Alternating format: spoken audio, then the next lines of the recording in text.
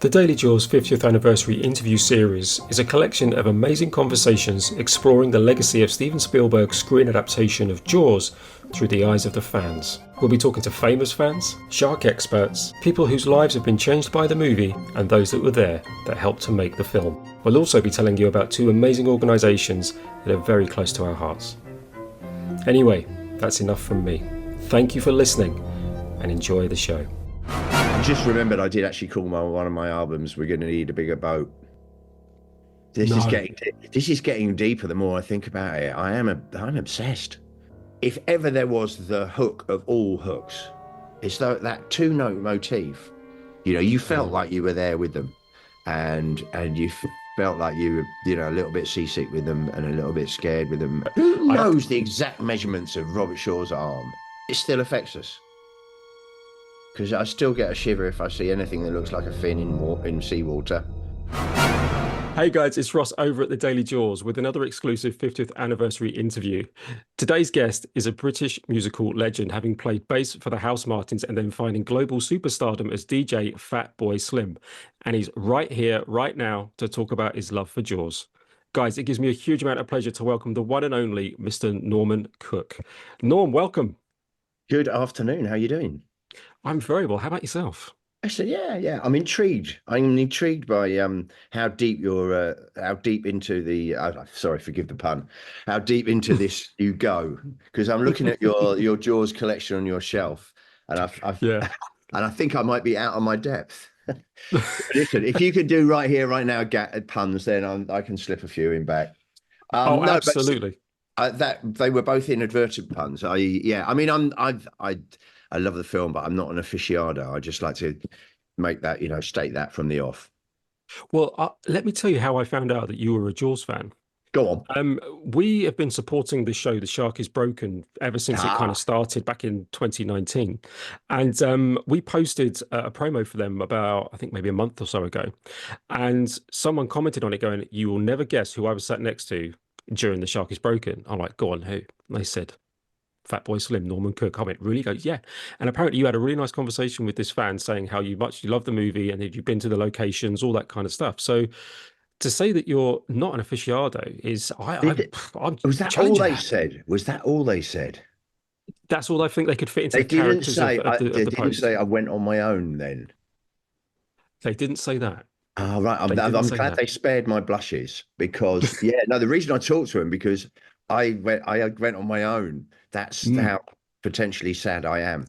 Now, basically, my daughter was going to it. My daughter's studying drama, and she was on a school trip. And when she said what she was going to, I was like, well, that sounds kind of intriguing. And so, I was there. And it does. I mean, it does. My history with Jaws. Obviously, I was of an age, people are really into Star Wars. I'm just that little bit older. By the time Star Wars came out, I was into punk rock and cider and girls. And I thought the Star Wars was like a kid's film. But it was just, what year was it? Is it 75? 75, yeah. 75. So I would have been 12. Yeah. And so I was absolutely bang into it. And I bought myself the book, but I found it a bit dull, apart from there was one sex scene in it. But what I did buy, which I don't know why, I just saw it in a shop, was the making of Jaws. And it was, it was just, it was such a phenomenon at the time. There was all spin-off books and everything. But I read this book about the making of Jaws, and obviously the making of it is as interesting a story as anything. And so it's just kind of stuck with me. It stuck with me, but so much so that I did go on. I mean, I'm sounding more and more like a sado the more I explain this. But I did also, Zoe and I went on a little pilgrimage where we spent a weekend on Martha's Vineyard and drove around looking at the locations or looking for the locations. Some of them, they're easy to find. And I am a fan. I am a fan. I hold my hands up. It's as if you committed a crime. Hold your hands up. Nothing wrong with being a Jaws fan. Okay, all right. I'm just sounding a little bit. As the more I explain, I'm thinking, God, you sound like a real sado. You go and see plays on your own. I did actually buy two tickets. I was actually going to go with Zoe Mm, because for old time's sake, because of what we'd been through together. mm. But then she had to drop out at the last minute, so that's what. So I thought, rather than not go, I'll go on my own. Well, at least you went. Did you like the show? Yeah, I did. Yeah, I mean, I think I enjoyed it a lot more than my 15-year-old daughter. Ah. She probably didn't get a lot of the reference because there's a lot of references to, things of the time, Mm, and and yeah, and where film was going. That I like some of the sort of jokes about, oh, what kind of friend, we can't make a second one. Then it'd be a franchise. I mean, they'll be doing franchises about dinosaurs next and stuff like that. So yes, it was. Yeah, I thought it was. Very amusing, and if you know the story and you know uh, what went on between those three actors while they were doing it, and then mm, beyond the fact that the shark didn't work, mm. I thought it was quite fascinating. And the fact was it written by uh, Thingy's son? Ian Shaw. Yeah, Ian, it was yeah, co-written by Ian Shaw and Joseph Nixon. They based it on the Jaws log, which was the first sort of, or one of the first Jaws making of books, and Robert Shaw's diaries. right. So I figured it was an accurate insight, but it was done very wittily. It was staged nicely. Not enough Yeah. bells and whistles for a 15-year-old, but for a sad old man like me, it was just hit the spot. Well, talking about hitting the spot, when did you first see Jaws, and what do you remember about that experience? I was just absolutely petrified. I mean, I would have been 12. I would have gone to the cinema probably with my mum and my brother and sister.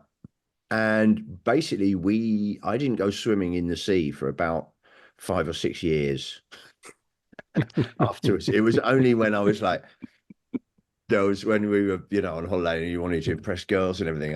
But yeah, it scared the living pants out of me. Yeah. And I don't think I'd have probably been aware much about sharks. I mean, there's so many things that film changed, and one of them was sharks weren't really a thing until then. Yeah. They weren't something that you would be looking out for any more than you would be octopuses or whales. But Mm, it sort of it gave them this cult status and this elevated him to the platform of peak fear of the ultimate predator, the ultimate killing machine, and all those things. We didn't really know them. We were still into dinosaurs. I mm, knew more about pterodactyls than I did about sharks, and it definitely elevated the status of the shark into like kind mm, of the apex predator.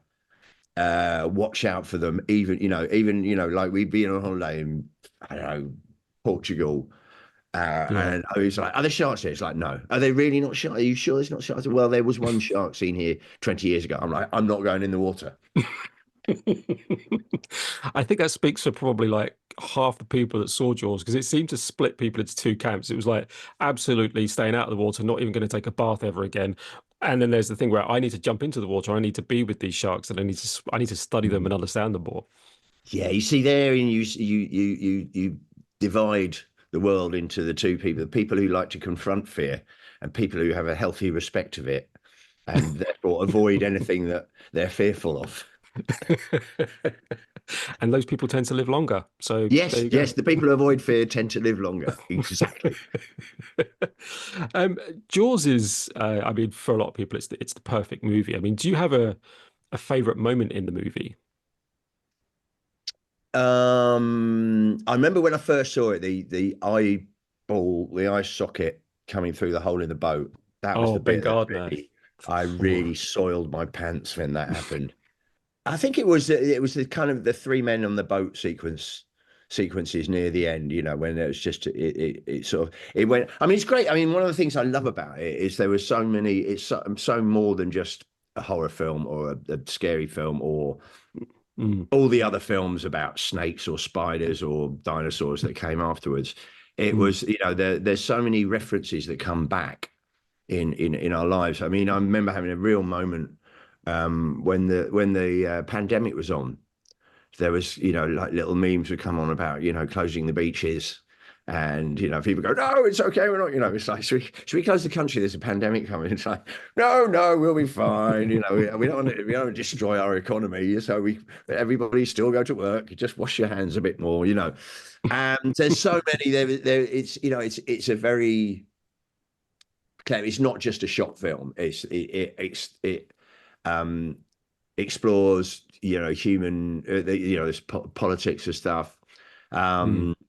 The idea, I mean, for me, one of the things I got when they said it was shot in Martha's Vineyard, in my head, it's like Martha's Vineyard became this mythical place. Yeah. And also, that's why I wanted to go there. I wanted to see what it's really like. And of course, there's this weird thing about the people who live there all year, and then the summer people, and that's kind of touched on in the film, and that's rings true because I live in Brighton, and I live in Mm. a road which is on a street which is on the beach, and half of our row are summer people, and half of us live there all year round, and you still get that same sort of slight, disparity dichotomy. I don't know. Yeah, there's just a slight, not a tension, but there's a feeling between the people who just turn up for the summer and then bugger off, and the hardy ones who are there all winter. And yeah, there's so many, and all the things about comparing. I've got my next door neighbor is a chef, and every time he Mm. meets another chef, they have to compare scars. They're like, "Oh, I've seen this, you've seen that." Raw. And there's so many things about it that just follow you around for the rest of your life. Yeah. I've just remembered I did actually call one of my albums "We're Gonna Need a Bigger Boat." This is No. getting this is getting deeper the more I think about it. I'm obsessed. Right, hold on. Yes. Tell us about that album. Hang on. What? It was the Brighton Port Authority, the Mm. BPA. It was supposed to be the fifth Fatboy Slim album, but the record company didn't really believe in it, so we put it Uh, out ourselves. Didn't do very well, but it did feature David Byrne and Dizzy Rascal and oh, wow. a host of guests. Yeah, and yeah, it was called We're Gonna Need a Bigger Boat. How did you get that past Universal Studios? Because we didn't ask them, and it wasn't a very big album, Okay. and it said we're going to need a bigger boat, not you're going to need a bigger boat. Nice. I think you're Which I okay. believe the actual quote is you're going to need a bigger boat. That that is a lot of people make that mistake as well. So Yes. yes, brilliant. You are a serious fan, Norm. I don't know what you were talking about at the beginning there. You are a serious fan. I'm just, Uh, there's levels of it unraveling in my brain as we speak. do you know what's happening? Like seriously, with this series of interviews that we've been very lucky to do, it's almost kind of turning into Jaws therapy, and people are suddenly like, once they get a few minutes into the conversation, it's like, no, hang on a minute, I'm a much bigger fan than I thought I was. Hang on, I'm having a flashback. I did this and I did that. I named an album after a quote in Jaws. It's like, Yeah. And yeah, in my daily life, I keep referencing it. And yeah, I mean, like I said, the whole Star Wars thing, because so many of my friends, they base half their life around Star Wars. And it's like, mm, their first erection was to Princess Leia and, whatever. But for me, yeah, it's kind of, I suppose it's the closest thing. When I was a bit older, I idolized the Blues Brothers film when I mm, was getting more into sort of music and everything. But yeah, I mean, I mean, the sign of a good film is that it stays with you through your life, that mm, it generates catchphrases that are still in our language today, mm, that it has a great soundtrack that mm. still is still evocative Oh, after it's the the ultimate, isn't you it? know. Yeah. So and I think it launched the careers of, I think Richard Dreyfuss wasn't much before it. There was some composer called John Williams did a sort of two note motif which became Yeah, rather that guy. famous. Yeah. And yeah, and also, and you've got to have a good logo. Yeah. Every film has to have a very distinct, iconic logo, and obviously the Finn um has been, yeah. So yeah, I mean, it's um and what I really love about it as well is that when people talk to me about AI and are you worried about it replacing you, or are you worried about what's going to do, specifically for me with music, it's like, is it going to be able to write better pop songs than you can? And Mm, I always say that artificial intelligence only goes as far as intelligence, but a lot of creativity and a lot of music and culture is based on not necessarily on perfection. It's based on mistakes. It's based on human fallibility. It's based on Yeah. deliberately being, a lot of humor is based on deliberately being wrong, which a computer, and I don't think he will ever get his head around. And No. the genius of Jaws was that the shark didn't work. The reason it's so scary is because they didn't show the shark much. Because when they do, it's not quite so scary. It was that fear of the unknown and the fear of what's under the water that gave it Yeah. the tension, which was a mistake because the shark was going to be way more in it, but it didn't work. And I love that. It's like, those happy accidents. And Steven Spielberg went on to have a glittering career, which it all came from basically the ineptitude of some hydraulics technicians. Yeah, well, things definitely worked out for Steven Spielberg. I mean, he didn't do bad after Jaws, to be fair. He had a couple of hits after that. Yeah. It seems to have worked out. And talking of things going wrong, I am actually having a slight technical issue. So do you mind if we just hold for 1 second? I just need to do something Sure. shortly.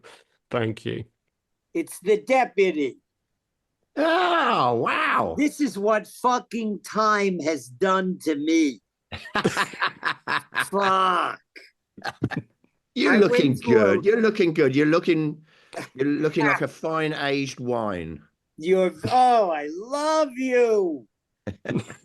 Well, Norm, this is your chance to have a quick chat with Jeffrey. I mean, do you have any questions for Jeffrey? I know it's a bit of a surprise, but I do have one. There was one thing that in my head when I was watching the play, there was a lot of discussion about whether at the time they thought it was going to be a hit.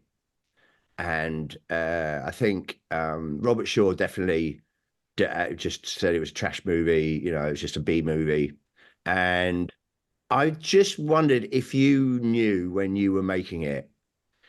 Obviously, you would never know how big a hit it was, but did you feel you were onto something? Not at all. Nothing worked. I mean, the shark never fucking worked, and it was just unbelievable.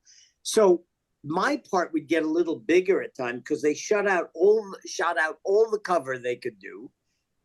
It was nothing else, so they'd add me to little things. But the rumors were going that they were going to pull the plug on this because they were so far over budget. We started in the beginning of May 2nd, I think, and we're supposed to be out of there by the end of June. Meanwhile, in August, they were still shooting at high time on a resort island.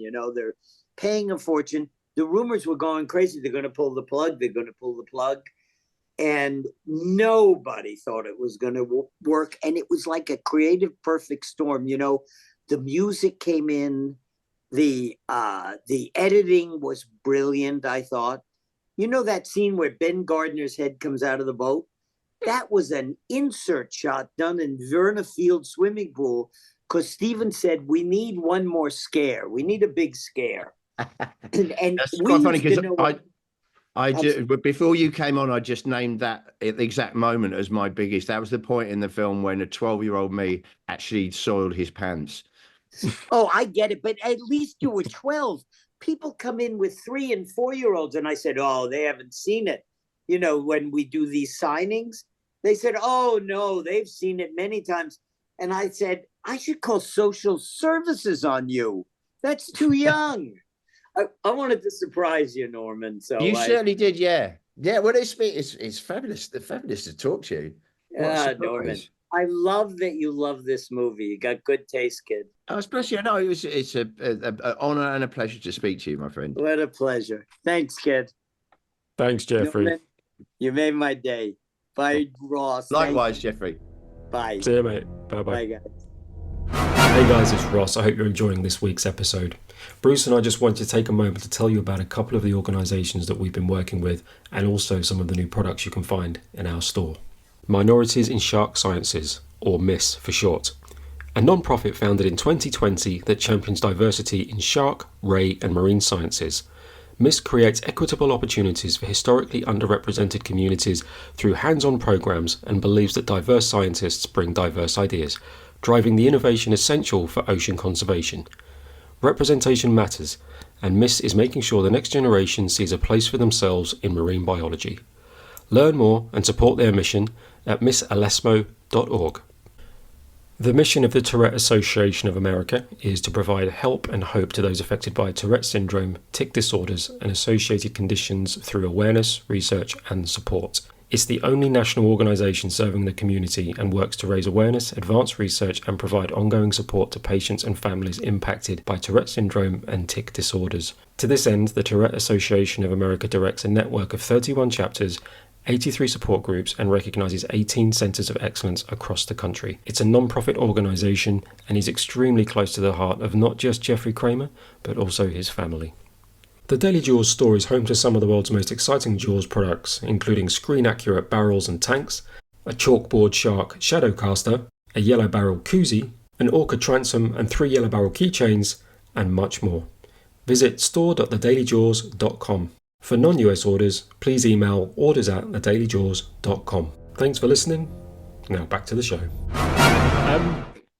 So one of the things that I really wanted to talk to you about, Norm, was the music in Jaws, because obviously you're a musician. You know, you've done a lot of amazing work. I mean, between you and I, your Fatboy Slim stuff has been sort of a big part of my sort of teens and that kind of stuff. Not to make you feel old at all. It's just a fact. You know, you've been a big part of my musical life. Tell us about the music of Jaws. I mean, where for you does it rank in terms of just pieces of art, movie scores? If you follow my music, you'll know that I'm fond of a hook. Again, no pun intended. But for me, I love rhythm and I love repetition and I love sort of dirty, squelchy noises. But for me, pop music has to have a hook, and it's got to be something you can sing along to, or something. It's either a vocal, it's either a phrase or a vocal, a musical motif, which gets into your head and which triggers either recognition and acceptance, or triggers an emotion. And if ever there was the hook of all hooks, it's that 2-note motif, which is so simple yet so effective. It's scary, it's recognizable, and then it's become synonymous. And again, you know, it's spawned a million spoofs. But when everybody who hasn't even seen the film, if they hear, and it's 2 notes just going dun dun dun dun dun dun dun, dun, and people know, you be scared, get out of the water, run, I don't, you know, or there's, you know, it's just, it says shark danger. And for a composer of John Williams's prowess and stature to be able to come up with something so simple that's so effective, for me, that's genius. Because I studied classical music. I did classical music O-level, and enough to know some basics of composition, but enough to know that that's not pop music. It's not what people of my age want to listen to. You know, it's what we know. It's a lot more simple. And most people who know how to orchestrate and scores, they do lots of very flowery stuff, some of which is effective. But the stuff that is effective is when they have a good hook. And I could play that hook on any instrument to any person and they'd know exactly what I was on about. I couldn't really sing you any other of the rest of the whole soundtrack. Now, I don't know if that's good or bad, but it's using, I mean, it's using strings are a very emotive thing, and they're best at lulling you and making you feel warm and loved, and you know, it's sunset and everything's very mellow. But also when you use them in a jagged or slightly discordant way, then they can invoke fear and danger. And it's I don't think it's not the sort of one. There's certain soundtracks like Midnight Express and Paris, Texas, where I can listen to it, just put it on, and it just, I'm not sure if I could sit through the whole soundtrack album as a piece of music, because you know, it would, you just wanted to come back to the main motif again, you know. But if ever there was, I mean, I love really good films, and I love a good film with a great soundtrack where the two become inextricably linked for the rest of their lives, and you can't listen to the music without thinking of the emotions of the film, and you can't watch the film without knowing which, you know, when the music's going to come in. And all my life I've and if anyone asks me, what's what's the one thing you haven't done that you want to do? It's like, for me, it would be to score a good film. And I've tried and I'm not very good at it. So it's probably never going to happen. Oh, really? Well, maybe Jaws 5? Jaws 5, yes. That would, well, the other thing I was going to say was it would have to, if I did it, I know, well, one of the reasons I didn't do it earlier in my career was you would take 6 months out of the rest of my career because it would take 6 months to do it, and it would have to be a director that I trusted was making a brilliant film that I wasn't halfway through going, oh my god, why did I get involved in this film's shit. Mind you, if I was doing Jaws, I probably would have walked out halfway through going, this is not going to work. I'm sure Johnny Williams probably thought that at some point. But it's, yeah, I take my hat off to anyone who can use music to illustrate emotions in such a fabulous way, and a director who can guide the writer to what they want. Because obviously, when I have tried to write soundtrack stuff, they say, oh, well, what we need here is like we need a little bit of tension, but sort of an amount of positivity. And he's feeling slightly quizzical. Can you give me a piece of music that says that? I'm like, no. What kind of beat do you want on it? And then I was the one and only film that I worked on. I was musical director of a Beat of the Silent movie, and it was, yeah. So the director told me that, and I just went, I don't know what to do. So, and he said, oh well, let me introduce you to a composer. And I spoke with the composer, and he said, you want, hold on, yeah, what, tension, slight positivity, yeah, right, fine. And he just went off and did something, and he had in his mind transitions and that chord, that chord's always, that's a tension, that's good tension chord. So there's a load of chops that I haven't learned. But it was great because I worked with Julian Temple, who I've always really respected as a director, and he came back from again from my youth, from the punk days when he did the work with the Sex Pistols, and but he was great because I was finding the music rather than with my DJ head on rather than composing it with my songwriter's head on. But he taught me tons about the way you tell a story. Because the rest of the time you're just trying to make people sing along or dance with music, or you're trying to inspire them or educate them. But to use music in storytelling is it's a very wonderful thing. And you sort of, sometimes it's trial and error. You just luckily in this day and age you can set it to, you've got the scene there and you've got a time code, and then you play the music. It's like, kind of works. It's like, well, that doesn't really fit. And sometimes it finds a rhythm with the thing, but it's a real art to use music to help tell a story. Yeah, that is such a great answer to that question. Honestly, slightly over long and technical, but no. This is why I wanted to ask you that question, because I've asked you during the series. I've spoken to actors, I've spoken to directors, I've spoken to writers, and you're one of the first musicians that I've spoken to, and that really just explains just that element of the craft of Jaws. Because when you look at Jaws, whether it's the direction, the editing, the music, the poster, everything just seemed to work around that movie, and ultimately the sense of it, the movie delivered because of all of those things. And you've just articulated just one, the importance of the music and how difficult it is to get it right. Do you know what I mean? So we were very lucky that John Williams had that inspirational idea of simplicity, and this is partly why we're still talking about this movie 50 years later, I think. Yeah, and he's done 200 movies since then. How many of them? There's only about a handful that you could name that have had the same impact as those notes. Yeah, I think it was a very special moment in time as well when Jaws kind of hit. There was a speculation around sort of the American political backdrop playing or the mood of the country at the time, sort of connecting with Jaws from a paranoia perspective, and the corruption of the mayor and all of these things going on. Jaws just seemed to hit a lot of notes, not just musically. Let's move on from music to meaning. A lot of people say Jaws is about a shark. What do you think Jaws is about?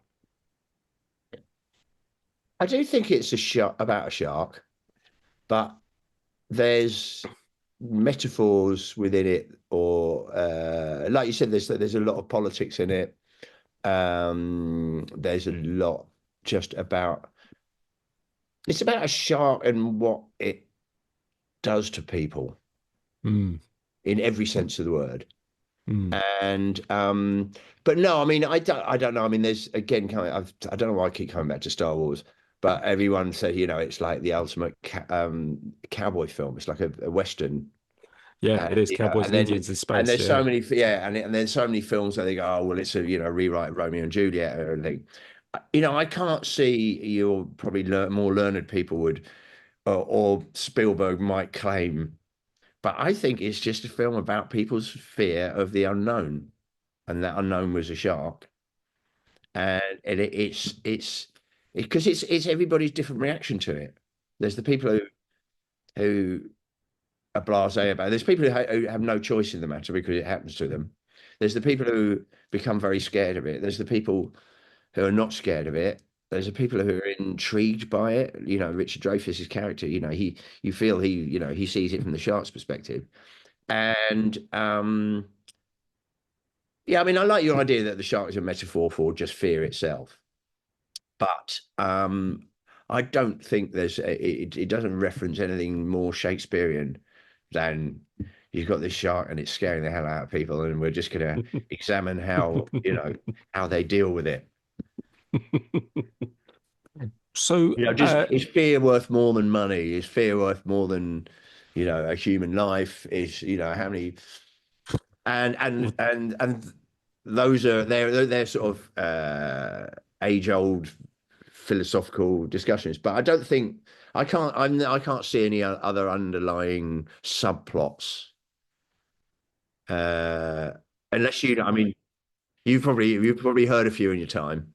I have, and I was going to say this. Hit me with the craziest one. What would be the craziest one? The shark doesn't exist. Yeah, it's all in your head. It's a fantasy.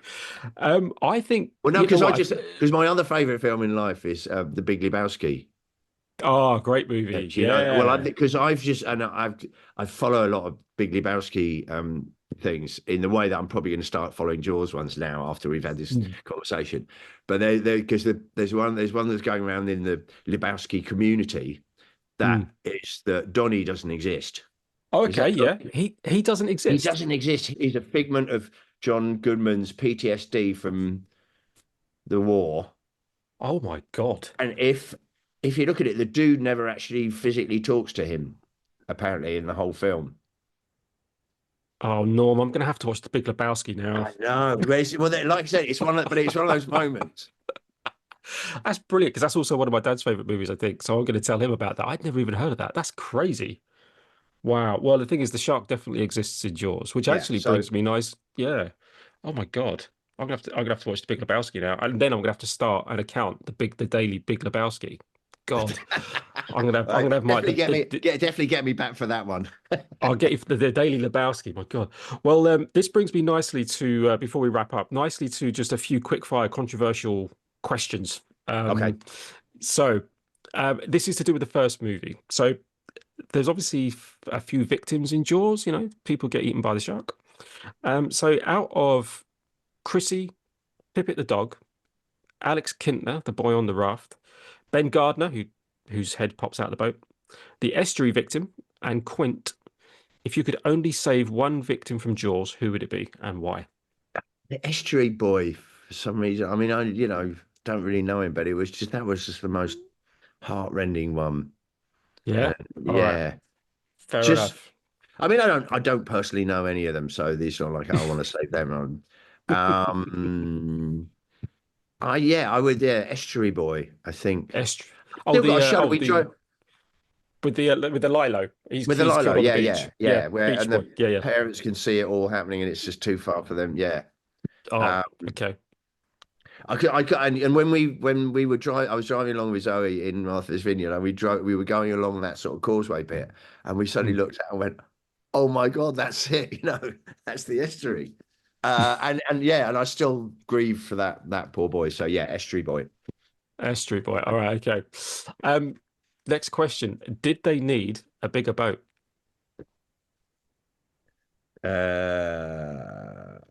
if they really intended to catch the shark, they would need a bigger boat and a bigger crew and more equipment. So just bigger everything. Yeah, more of everything. But if they really intended to catch the shark, or they're just trying to kill it. I think But they was yeah, trying to kill they it. needed those barrels they weren't touching the sides really, were they? I've never heard it quite put like that before, but yeah, I agree. um, okay, last two controversial questions. How is Mayor Vaughn, given everything that happened in Jaws, how is Mayor Vaughn still the mayor in Jaws 2? For the same reason that Donald Trump had got elected president again. Some people just don't see the wood for the trees. That answer has come up a lot. Really? Well, it's there's distinct similarities in their, greed over humanity. But no, it's the inherent stupidity of Americans that they will re-elect people like that.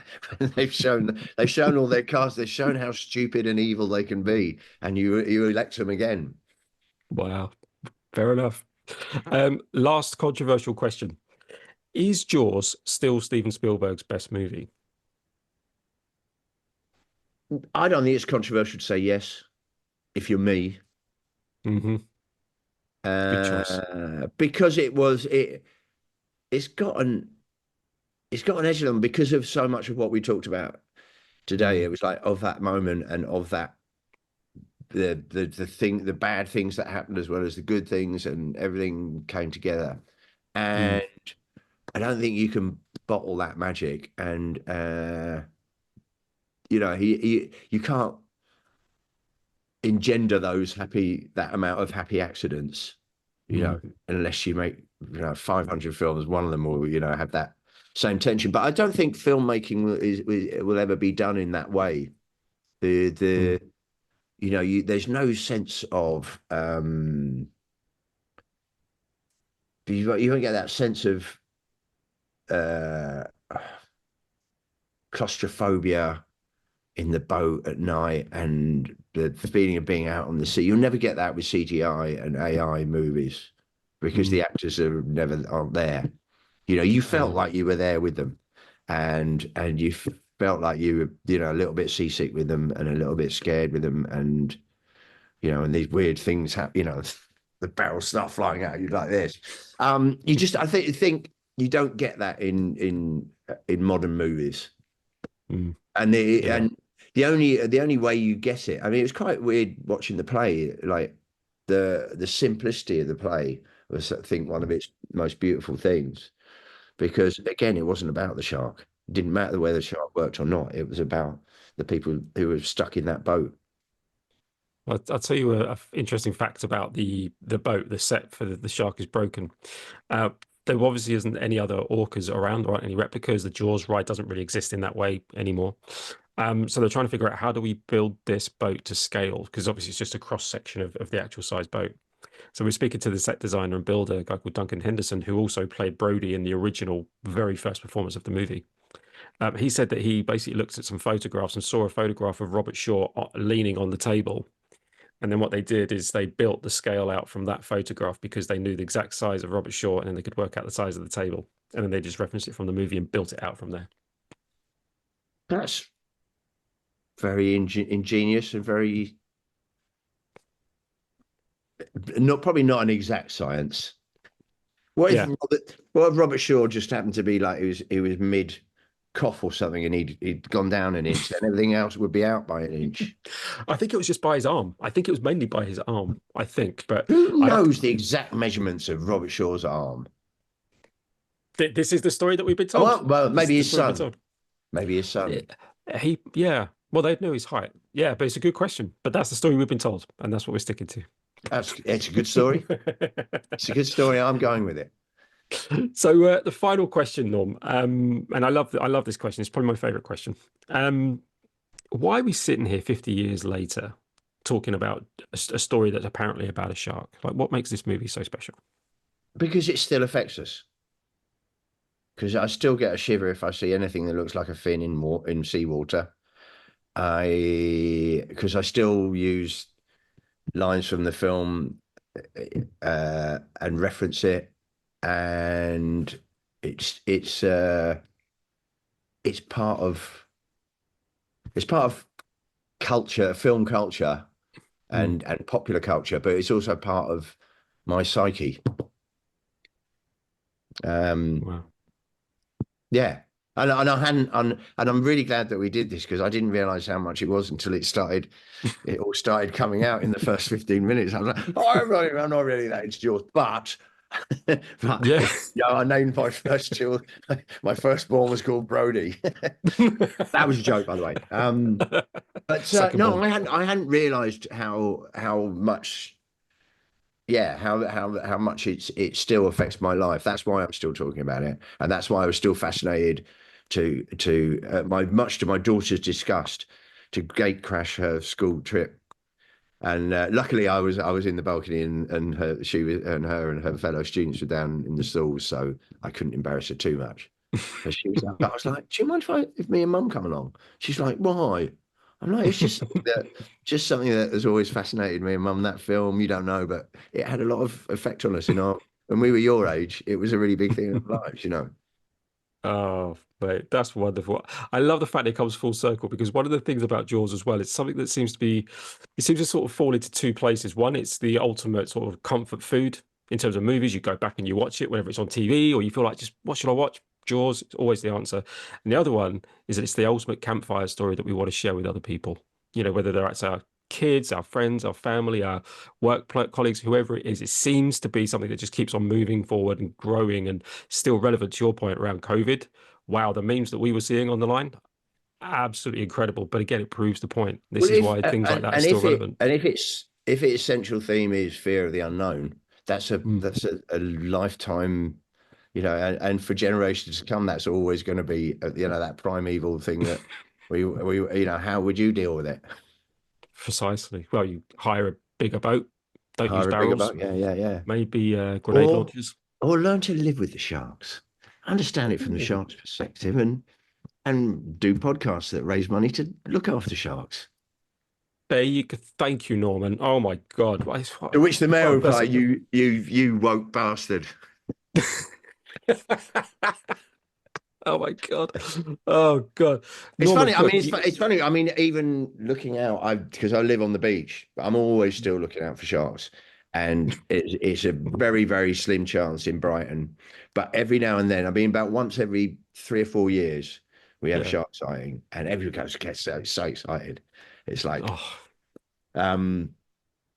So every day I'm reminded, as I look out of that sea, it's like one day I'll see a fin, and in my head I'll hear. Oh, Norman Cook, honestly, man, what a legendary conversation this has been. You did not disappoint. But absolutely fantastic. I love that it all stemmed from you having a conversation with somebody who I randomly talked to, because I'd gone to the theatre on my own for the first time ever in my life and had no one to talk to. Norman Cook, thank you so much for your time. It's been absolutely amazing to speak with you. We appreciate how busy you are, but to talk Jaws with you for an hour or so has been an absolute pleasure. I'm going to sign off in a moment, but do you have any final words for the people watching and listening? Just to say thank you. It's been a pleasure for me. I think it's been quite therapeutic. It's been quite triggering doing it, more so than I thought. So no, thank you, and I really like what you do. I love people that love things so much that they go to absurd lengths to study them, and that's what you're doing. But yeah, it's a beautiful thing. Oh, thank you, my friend. Well, that means a lot coming from you. And as I said, you've been a big part of my musical life for a very long time. So thank you. Guys, I've been Ross, speaking with Norman Cook, aka Fatboy Slim, for the Daily Jaws 50th anniversary interview series. Plenty more interviews to come, but until next time, I'll drink to your legs, and I'll bid you a fond farewell and adieu. That's it for today's deep dive into Jaws, the film that turned beaches into no-swim zones and created the summer blockbuster. If you enjoyed the episode, make sure to follow, rate and review. We'd love to hear your thoughts. And remember, just when you thought it was safe to stop listening, there's plenty more episodes to come. Please be sure to check out the work of Minorities in Shark Sciences and also the Tourette's Association of America. That's it for now, guys, but I'll catch you next time. I'll drink to your legs.